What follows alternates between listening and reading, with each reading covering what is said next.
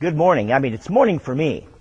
You guys are about to start out on an adventure of theater appreciation, Theater 110, on the internet.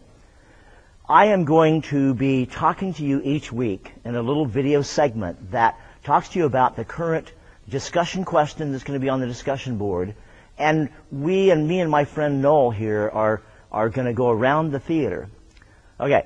There's a lot of documents on the internet class. There's a lot of documents at the start that you're going to want to read, and I'll try to address those as we go through.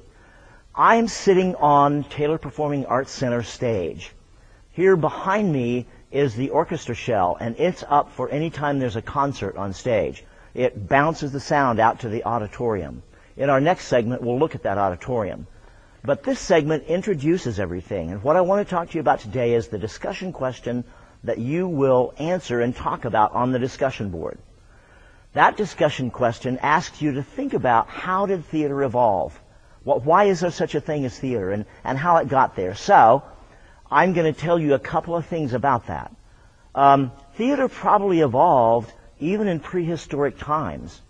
There's always been a need for people to demonstrate their talents, to demonstrate their abilities, and for people to recognize that there is a power that's higher than them. And if that power that's higher than them can be their friends, hey, good for them. I mean, it's going to be like, how can I make this person who is greater than I, that can create all the world around me, how can I make them happy with me? One of the ways they did it, and we have evidences even as far back as 1.5 million years ago, of people using art to talk to their gods, if you will, to talk to their gods, to give obeisance to their gods, and to worship them. And we have evidences all the way to 1.5 million, perhaps even farther than that. But imagine a group of people whose existence is determined by what they can eat, what they can find to eat. They're gonna try to give that power to somebody who's greater than they. I mean, that person who's greater than they are is the one that will be able to provide meat for them or to provide food for them. And so they will do great worship sessions over a campfire at night or out in the forest.